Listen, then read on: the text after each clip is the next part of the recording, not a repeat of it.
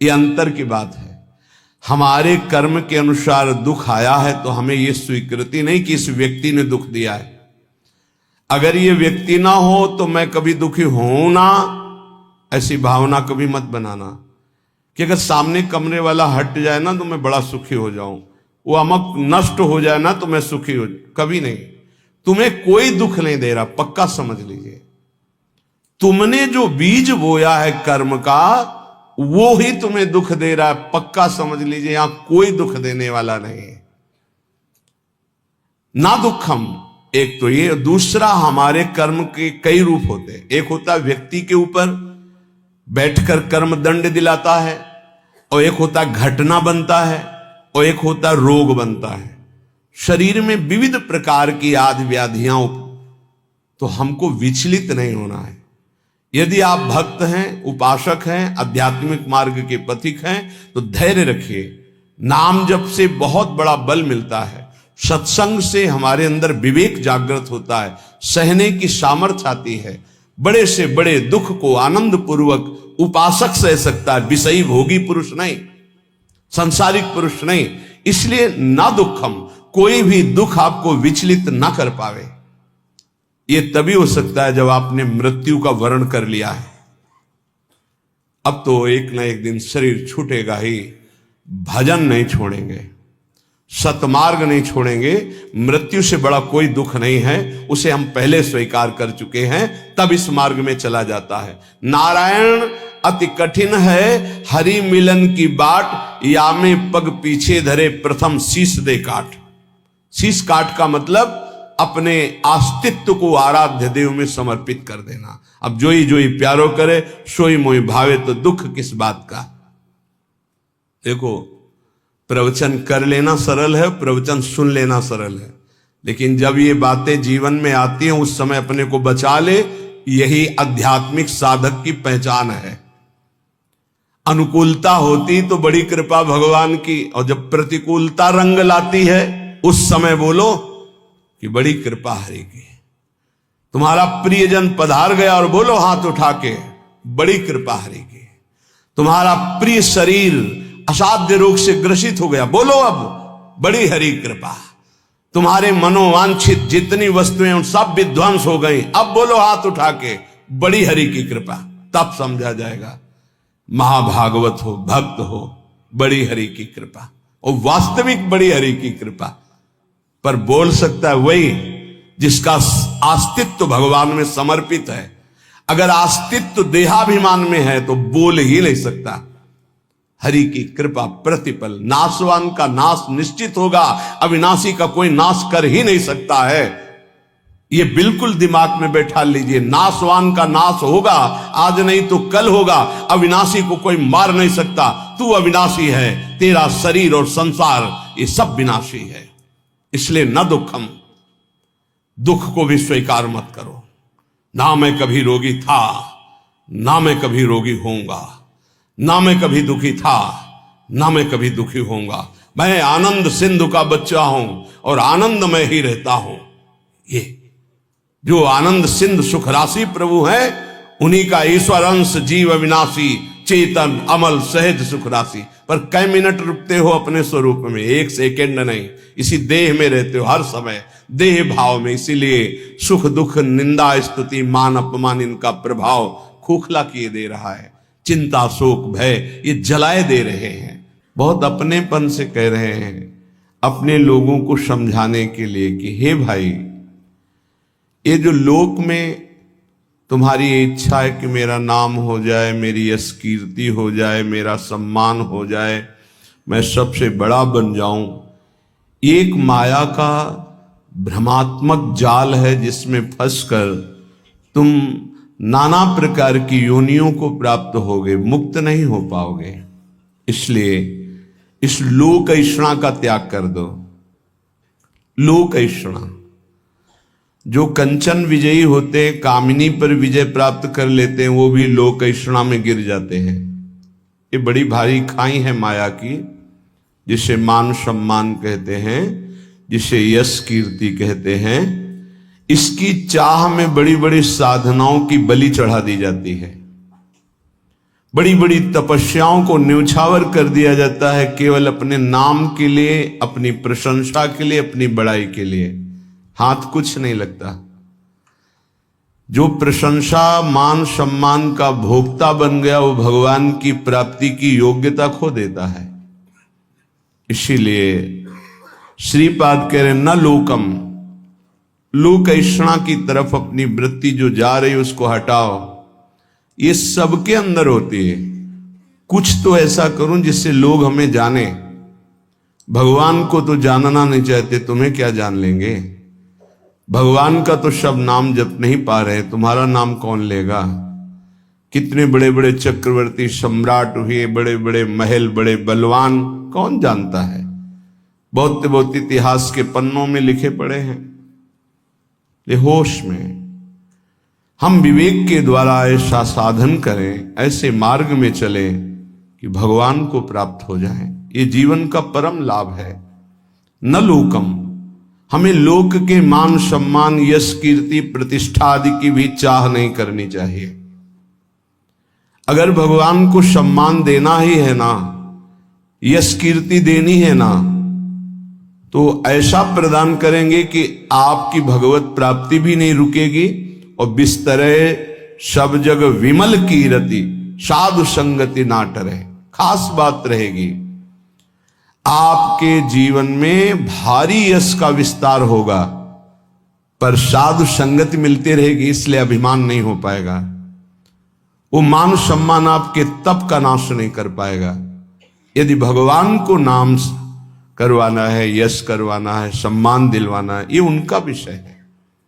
अपने तो दैन्य रहे, अपने तो सम्मानम कल्याति घोर गरलम नीचापमानम शुधा, सम्मान को विष समझे और नीच पुरुषों द्वारा किए हुए अपमान को अमृत समझे, तब राधा माधव में प्रीति होती है। क्योंकि देहाभिमान ही प्रीति में बाधक है। जब हमारा सम्मान होता है तो देहाभिमान पुष्ट होता है, और जब अपमान होता है तो भगवान की शरणागति पुष्ट होती है। ये सिद्धांत है, ये बाहरी बहिर्मुख पुरुष नहीं समझ पाएंगे। कोई हमारा अपमान करे तो हमें लाभ मिलेगा, छाती जलती है, उसको तो दंड देना चाहिए जो अपमान करे, यह अज्ञान है। ये परमार्थ का मार्ग नहीं है।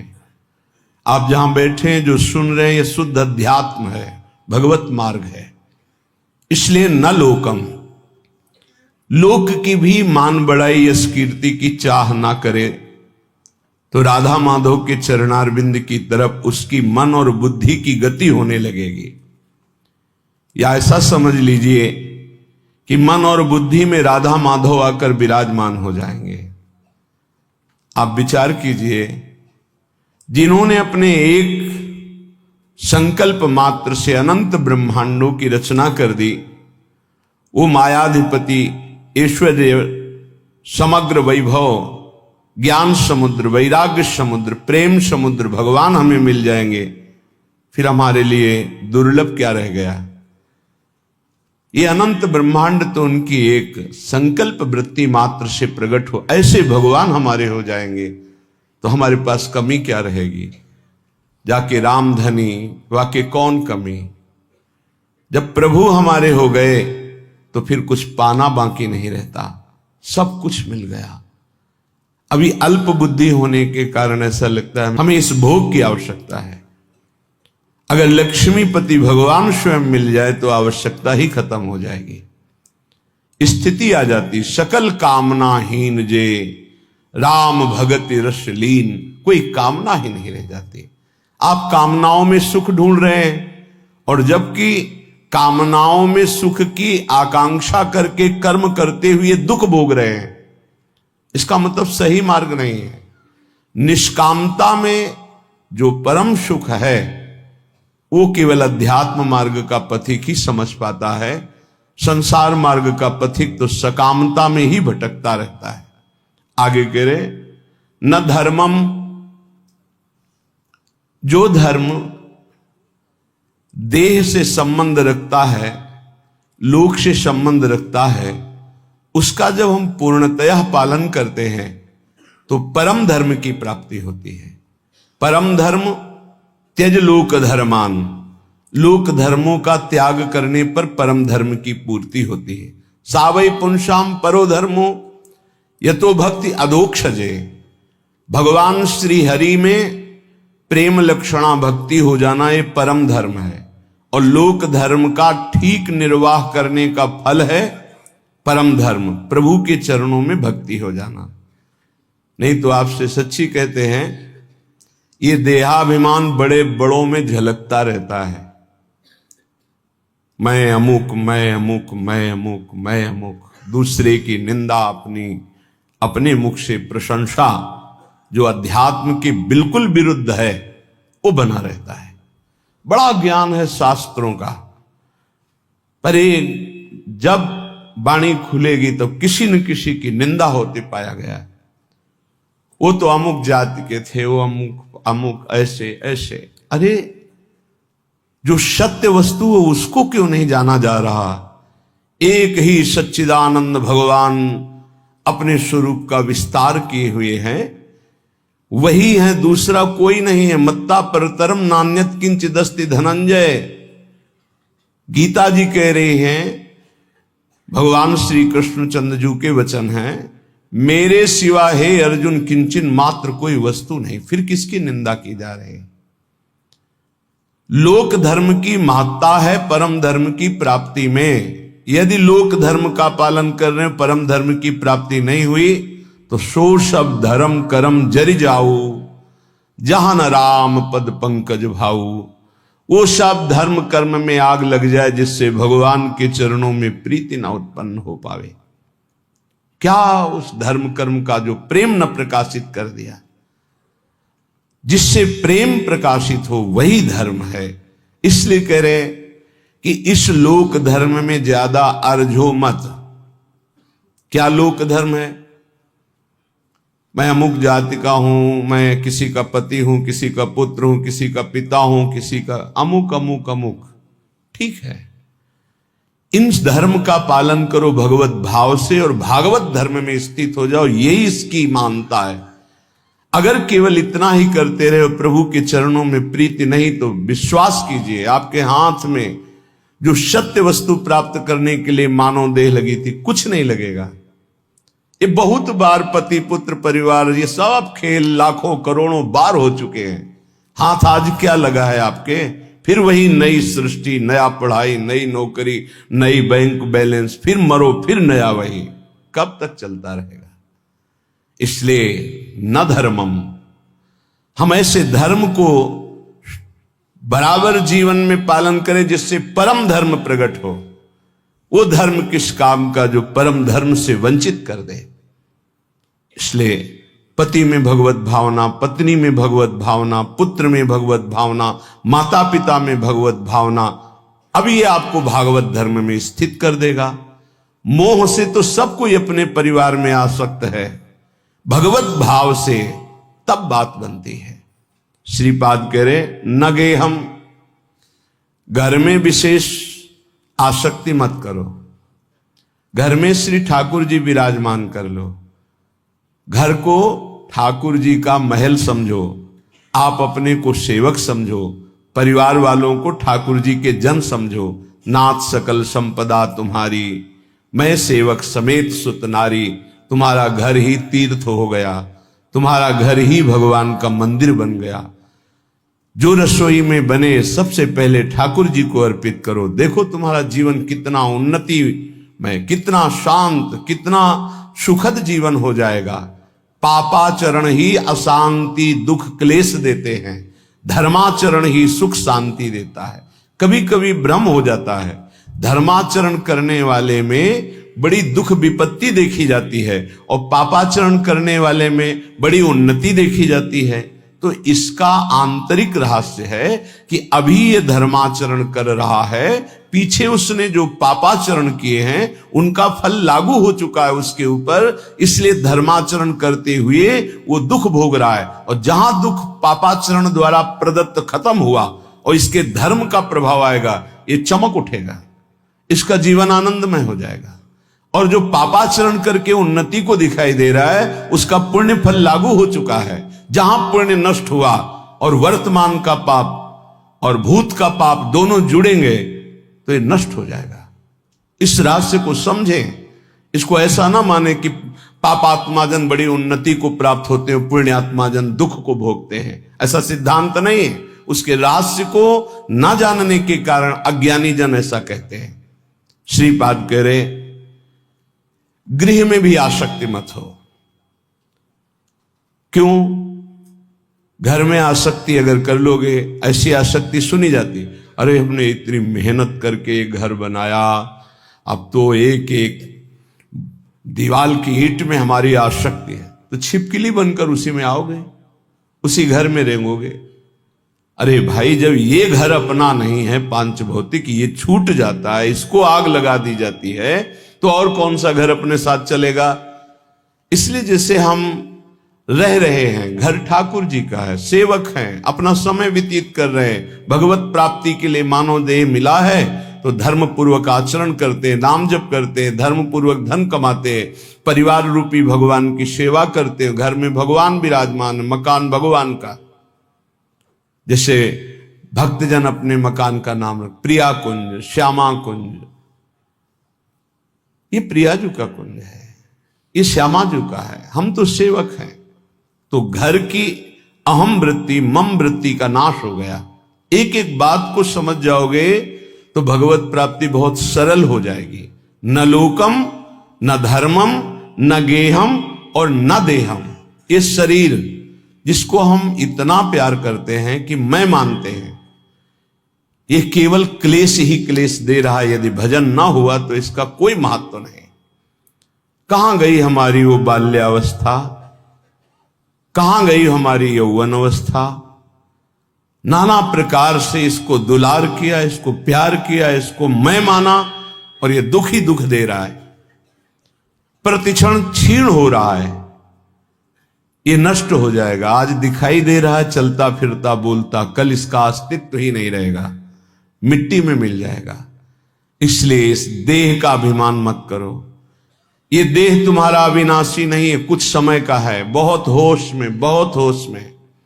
इससे पाप मत करो, किसी को दुख मत दो, मनमानी आचरण मत करो, शरीर पोषण के लिए अन्य जीवों की हत्या करके मांस मत खाओ, प्रमाद स्थिति पागलपन बढ़ाने के लिए शराब मत पियो। ये वो बुद्धि भ्रष्ट कर देती है जो नरक ले जाती है। पराई माता बहनों की तरफ गंदी दृष्टि, पापात्मा का भाव मत करो। ये मनुष्य देह केवल पवित्र आचरण करके, धर्माचरण करके भगवत प्राप्ति के लिए मिला है सबको। इसमें ऐसा नहीं कि अमुक प्राप्ति नहीं कर सकता, नहीं। कोई भी हो, पुरुष हो, स्त्री हो, बालक हो, बूढ़ा हो, कोई भी वर्ण का हो, कहीं का भी हो, कैसा भी हो, सबको चांस है भगवत प्राप्ति का। मानव देह मात्र को अधिकार है भगवत प्राप्ति करने का, क्योंकि अन्य योनियों में विवेक नहीं होता, इसलिए वो उपदेश धारण नहीं कर सकते, वो भजन साधन नहीं कर सकते। हां, भगवत कृपा से यदि संयोग बन जाए तो अन्य योनियों में भी कल्याण हो जाता है। जैसे कोई बहुत बड़े भागवत के घर का कुत्ता ही सही, वो दरवाजे पे बैठा, खूब नाम कीर्तन हो रहा है, ठाकुर जी का भोग लगा, आरती हुई, उसको भी प्रसाद मिल रहा है, वो नाम कीर्तन सुन, उसका कल्याण हो जाएगा। भगत के घर के पशु पक्षियों का भी कल्याण हो जाता है। ऐसा कहीं बिरला ही संयोग बैठता है, नहीं तो मानव देह में ही भगवत प्राप्ति होती है। तो कह रहे हैं ये देह भगवत प्राप्ति के लिए इसका अभिमान करके गलत आचरणों में समय बर्बाद मत करो। जब आपके अंदर करने की शक्ति तो अच्छा करो, बोलने की शक्ति तो अच्छा बोलो, देखने की शक्ति तो अच्छा देखो। बुरा क्यों करते हो? बुरा का फल बुरा ही होगा। तो मानव देह बुराई मिटाने के लिए मिली, बुराई बढ़ाने के लिए नहीं मिली।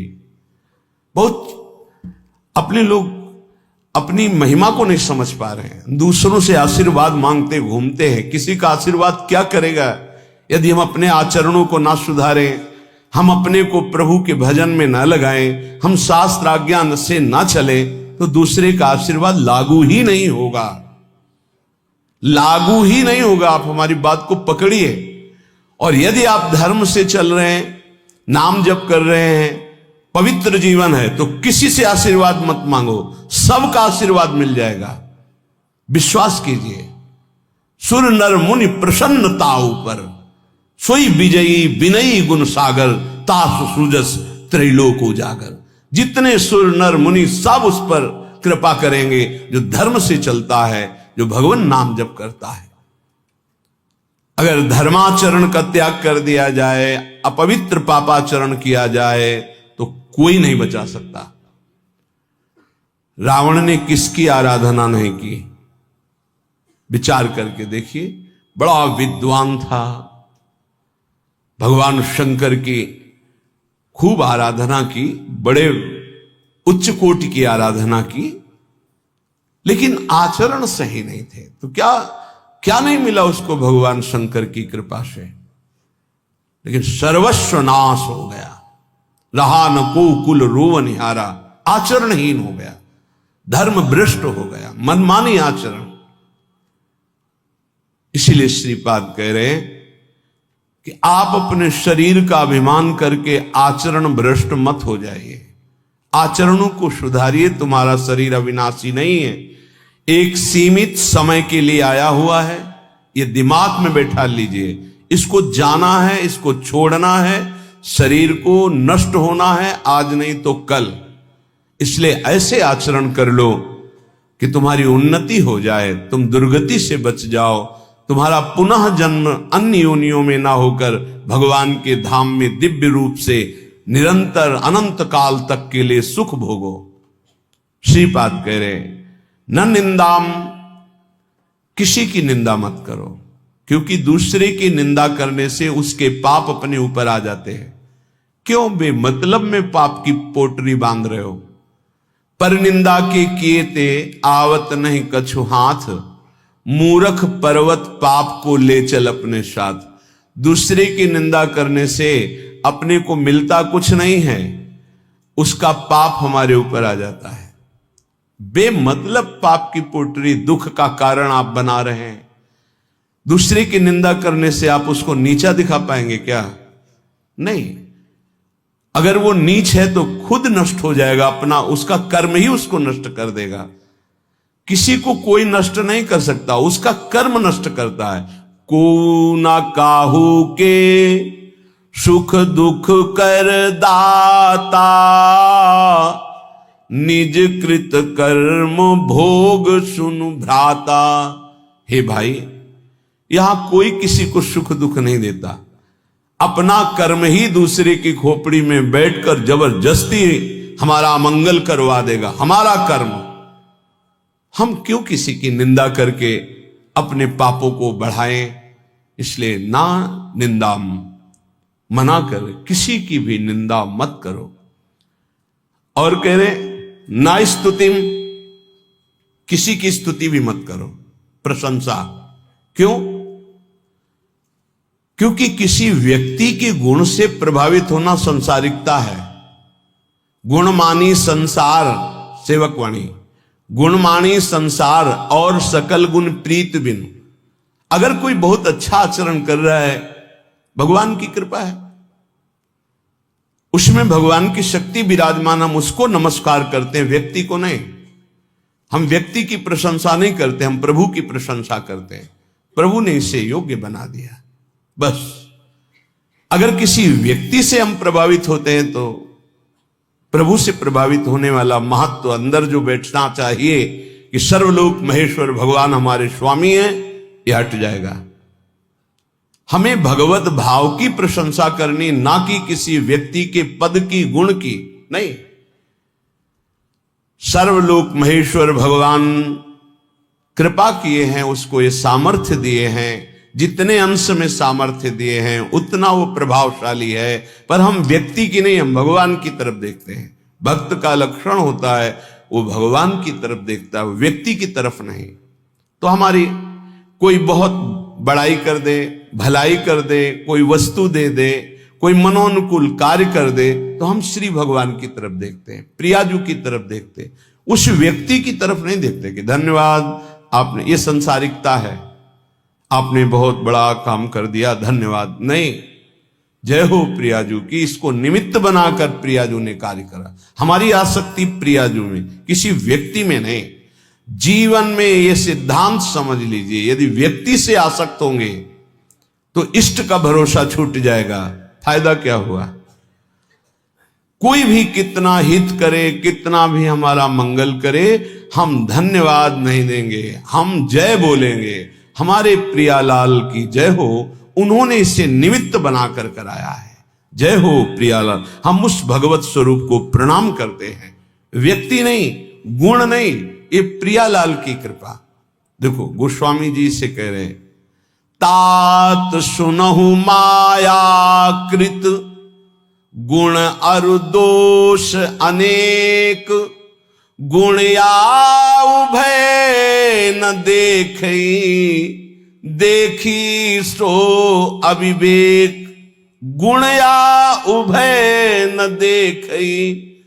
भागवतिक गुण है, न किसी के दोष, न किसी के गुण, न किसी की निंदा, न किसी की स्तुति। सबसे बड़ा भागवतिक गुण है सब में भगवान को देखना। इस रूप में भगवान आ गए, इससे बड़ा सम्मान क्या होगा सामने वाले का?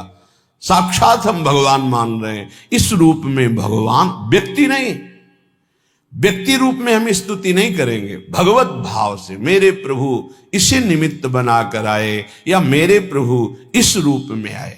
श्रीपाद करें, नापि सौख्यम,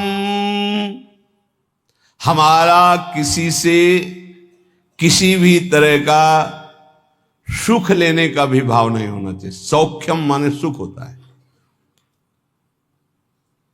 ये व्यक्ति, ये पदार्थ, ये वस्तु सब प्रभु के सुख के लिए अपनी भावना, भक्त का। हम तो प्रसाद भोगता है, वस्तु का भोग नहीं करते।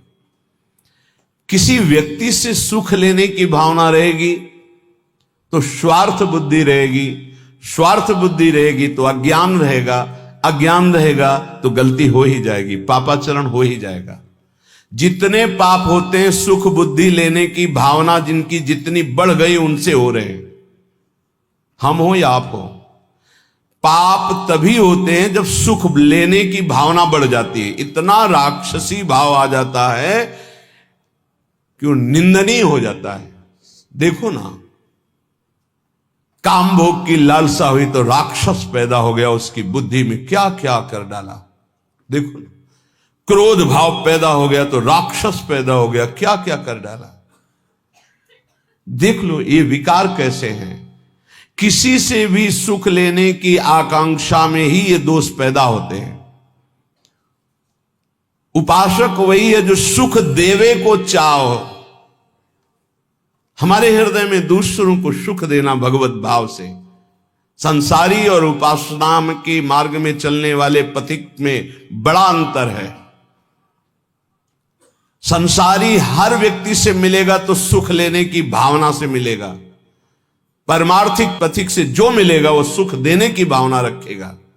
सुख देवे को चावचित, सब सोहित निष्काम, या सुधर्म हरिवंश को नाम गिरा विश्राम।